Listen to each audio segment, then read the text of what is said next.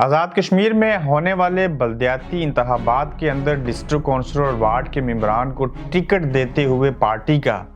سیاستدانوں کے منہ لٹک گئے اپنا دل، جگر، گردہ، آنکھ، بازو اور کان دیتے ہوئے وہ نہ صرف مایوس دکھائی دیے بلکہ ان کو سانپ سونگ گیا کہ ہم اپنی ہی طاقت کو دوسروں کے ساتھ تقسیم کر رہے ہیں اور شیئر کر رہے ہیں۔ یہ بات بلدیاتی الیکشن کی کس پارٹی کو کس سیاستدان کو ناگوار گزری؟ بالخصوص 27 نومبر کو ہونے والے بلدیاتی انتخابات جو ہیں،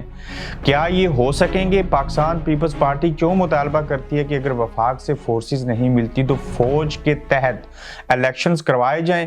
اس کے علاوہ جو ممبر تھے جنہوں نے سب سے زیادہ بلدیاتی انتخابات میں کام کیا، کاوشیں ان کی شامل ہیں، فرحت علی میر، ان کے خلاف عدالت میں کون گیا؟ بزرگ اور عمر رسیدہ چیف الیکشن کمشنر سمیت جتنے بھی لوگ ہیں، جو بھی کام ہوئے، کیا یہ انتخابات ہو سکیں گے یا نہیں؟ وہ کون سا ایک سیاستدان، وہ کون سی ایک پارٹی ہے جو یہ چاہتی ہے کہ یہ طاقت تقسیم ہو اور اقتدار جو ہے وہ نچلی سطح تک جائے اور یہ انتخابات ہو جائیں؟ کیا آزاد کشمیر حکومت کے پاس بجٹ ہے؟ کیا یہ انتخابات کسی صورت بھی ممکن ہو سکیں گے یا نہیں ہوں گے؟ اس کے اوپر آج کی گورکھ دندہ میں تفصیلی بات کریں گے۔ السلام علیکم، آپ دیکھ رہے ہیں گورکھ دندہ ابراڈ قریشی، آپ سے مخاطب ہوں۔ 33 سالوں کے بعد آزاد کشمیر کی دھرتی کے اندر جو لوکل بلدیاتی انتخابات ہونے تھے، 27 نومبر کی تاریخ ہے، اس کے اوپر مفصل بات کریں گے کہ یہ انتخابات کیوں نہیں ہو سکیں گے، اگر ہوئے تو وہ کس طریقے سے ہوں گے۔ سب سے پہلے ہم نے سوشل میڈیا کے اوپر دیکھا، چونکہ اکثر میں کہتا ہوں کہ کیمرے تصاویریں بولتی ہیں اور جھوٹ نہیں بولتی ہیں، اور خاص کر جب ہم نے مختلف پارٹی کے لوگوں کو اپنے ہی پارٹی کے ان لوگوں کو ٹکٹ دیتے ہوئے جب دیکھا تو ان کے منہ لٹکے ہوئے تھے، اور یہ ان لوگوں کو ٹکٹ دے رہے تھے جو ڈول کی تھاپ کے اوپر ان کے سامنے لڈی اور بنگڑا ڈالتے تھے اور کوہلو کے بیل کی طرح ان کے آگے پیچھے گھومتے رہے، ساری چیزیں ہوتی رہیں۔ لیکن جب طاقت تقسیم کرنے کی بات آئی تو ان سیاستدانوں کو یہ لگا کہ یہ جو میں وارڈ کا اور ڈسٹرکٹ کونسل کے امیدوار کو الیکشن کے اصول کے لیے بلدیاتی الیکشن میں ٹکٹ جاری کر رہا ہوں پارٹی کی جانب سے، یہ ایسے ہے کہ میں اپنی طاقت ان کو دے رہا ہوں، اپنی دولت ان کو دے رہا ہوں، اپنا جسم کے حصے، ایک بازو، ایک ٹانگ، ایک کان، دل، گردے ان کو دے رہا ہوں، اور یہ طاقت تقسیم ہوتے ہوئے سیاستدان جو تھے ان کے منہ لٹک گئے۔ اور وہ اس لیے میں ایسے کہتا ہوں کہ یہ سیاستدان جو ہیں کسی صورت نہیں چاہتے کہ ٹوٹی نلکا، کھمبا اور ٹرانسفارمر جو انہوں نے اپنے گھروں کے اندر کوٹ کوٹ کے بھر کے رکھے ہوتے ہیں وہ کسی اور کے پاس یہ طاقت چلی جائے۔ عوام براہ راست جو مجھے پیر، فقیر، سیاستدان سمجھ کے میرے پاس آتے ہیں، یہ لوگ کسی اور کے پاس چلے جائیں اور اقتدار جو ہے وہ نچلی سطح پہ چلا جائے۔ یہ جو پیسہ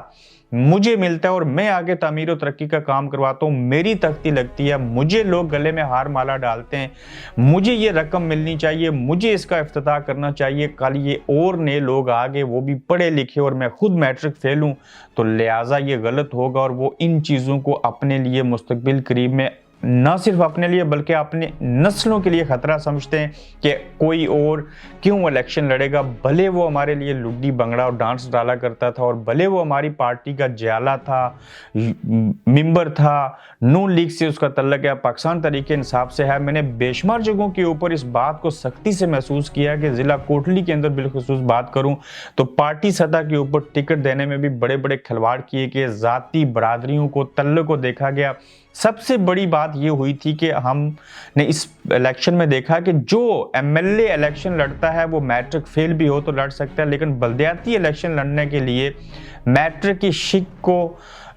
رکھا گیا، اور جو میٹرک فیل ہے یا میڈل پاس نہیں ہے تو وہ الیکشن نہیں لڑ سکتا تھا۔ اس کے باوجود جو پرانے کھڑپینچ تھے وہ تو پیچھے چلے گئے، جو تھانہ کچہری کی سیاست کرتے تھے میڈل مین بن کے، لیکن بڑی حد تک انہوں نے اپنے کارندوں کو سامنے لایا، اور آج بھی برادری ازم کا پرچار اور ساری چیزیں ہو رہی ہیں، مگر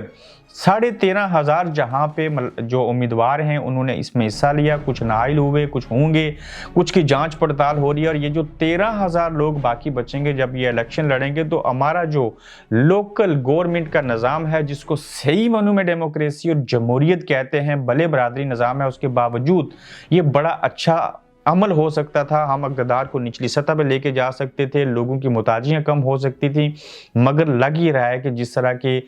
طریقہ کار اپنائے جا رہے ہیں, جس طرح کے ہیلے بہانے شروع کیے جا رہے ہیں, کوئی ایک سیاسی پارٹی نہیں چاہتی کہ یہ بلدیاتی الیکشن ہو. مجھے اس ایک سیاستدان کا نام بتا دیجئے جو چاہتا ہے کہ بلدیاتی الیکشن ہو اور یہ جو طاقت ہے اس کو تقسیم ہونے دیا جائے. شاید کچھ لوگ ہوں, اگر ہیں تو مجھے کمنٹس کے اندر بتائیے گا. اب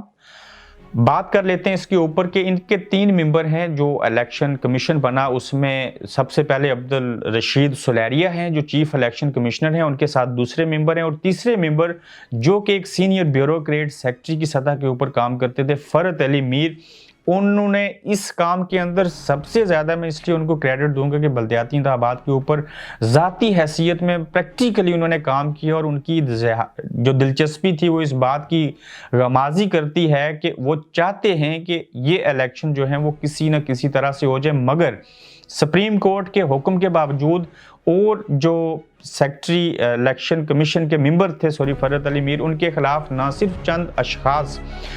عدالت میں چلے گئے ہیں, اس چیز کو وجہ بنا کے کہ ایک حاضر سروس ملازم جو ہے جو سیکٹری کے عہدے کے اوپر تھے وہ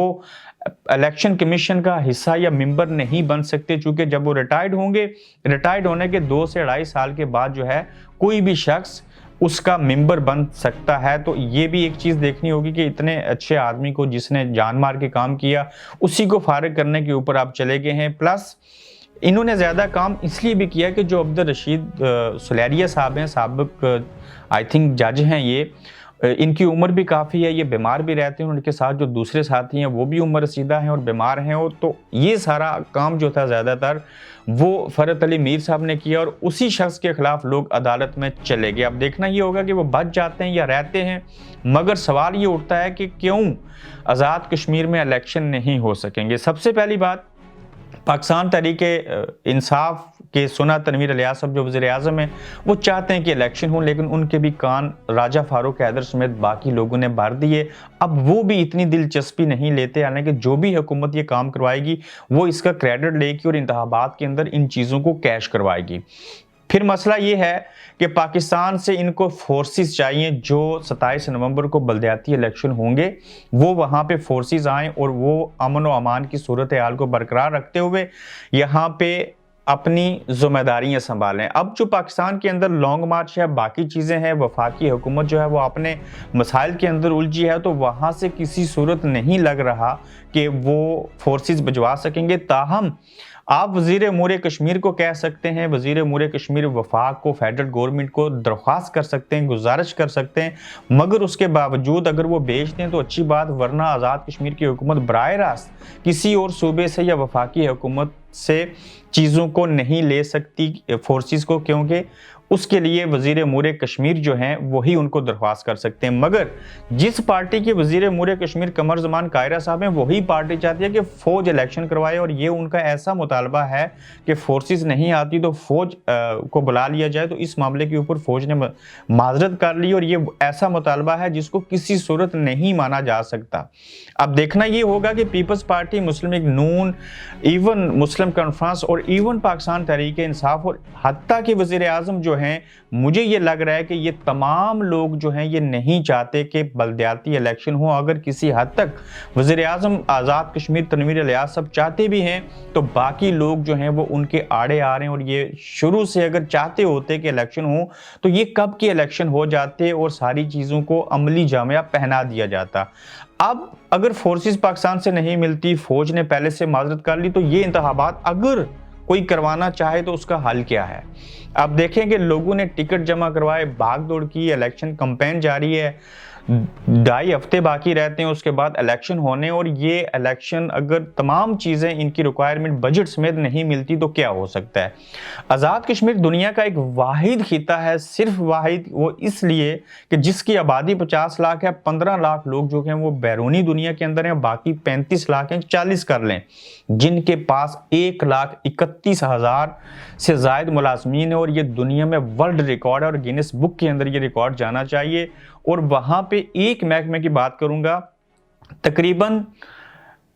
جو ہیں وہ بڑی تعداد میں پولیس فورس ان کے پاس ہے, اور یہ پولیس فورس کو استعمال کر کے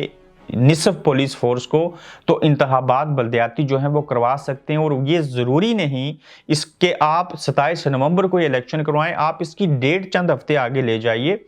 پھر اس کو مختلف حصوں میں تقسیم کیجئے, جیسے کہ ڈویژن میرپور میں پہلے الیکشن کروا لیں, پھر دوسری ڈویژن میں, پھر تیسری ڈویژن میں, تو ڈویژن وائز انتخابات کروائے جا سکتے ہیں. فورسز سے کام لیا جا سکتا ہے, نہ فوج کی ضرورت پڑے گی نہ وفاق کی ضرورت پڑے گی. تو اگر کوئی الیکشن کروانا چاہے تو ڈویژن وائز الیکشن کروائے, اور پھر جب تمام الیکشنز ڈویژنز کے اندر ہو جائیں مختلف مراحل کے اندر, اس کے مختلف دنوں کا انتخاب کر لیجئے, تو نتائج جو ہوں اس کا ایک ہی دن اعلان کیا جائے. اور اس طرح سے کیا ہوگا کہ ایک حکومتی بڑے ڈھانچے کے ساتھ لوکلی سطح کے اوپر اقتدار کی منتقلی ہوگی. عوام کو ایک کے بجائے 5 نمائندے ملیں گے, ان کو وسیلہ بن جائے گا. یہ لوگ تھانہ کچہری کے مسائل سے لے کے لوگوں کی بے شمار مجبوریاں, لاچاریاں, جو ایشوز ہیں, جو تعمیر و ترقی کا کام ہے, اس کو بھی حل کریں گے. دیکھنا یہ ہوگا کہ آزاد کشمیر کے اندر برادری ازم کا دقیانوسی نظام, وراثتی نظام, باپ بیٹا دادا پوتا سے لے کے جتنی بھی چیزیں ہو رہی ہیں, یہ نظام بدلے گا, یا یہ جو اس نظام کے اوپر حاوی لوگ ہیں وہ بلدیاتی الیکشنز نہیں ہونے دیں گے. میری ذاتی رائے یہ ہے کہ چیزوں کو کمپلیکیٹڈ بنایا جا رہا ہے, چاہے پاکستان پیپلز پارٹی ہو خاص کر, اور اس کے بعد مسلم لیگ نون. یہ لوگ نہیں چاہتے کہ آزاد کشمیر میں انتخابات ہوں, اور اس سلسلے میں تنویر الیاس صاحب کا بھی کردار اب مشکوک دکھائی دے رہا ہے. اور دیکھنا یہ ہوگا کہ یہ تمام پرانے سیاستدان, تمام سیاسی جماعتیں جو ہیں, کیا یہ گٹھ جڑ کر کے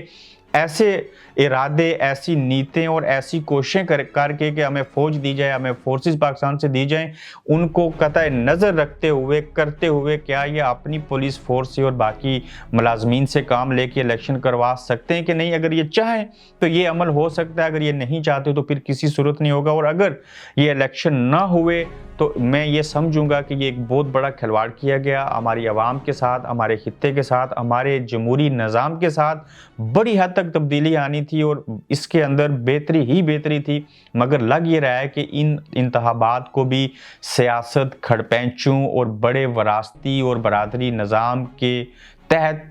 نظر انداز کر دیا جائے گا, اور یہ چیزیں نہیں ہو پائیں گی. تاہم اگر ہوتی ہے تو میں یقین کیجئے کہ سردار تنویر الیاس صاحب کو اور باقی تمام سیاستدانوں کو اس بات کا ایز اے کشمیری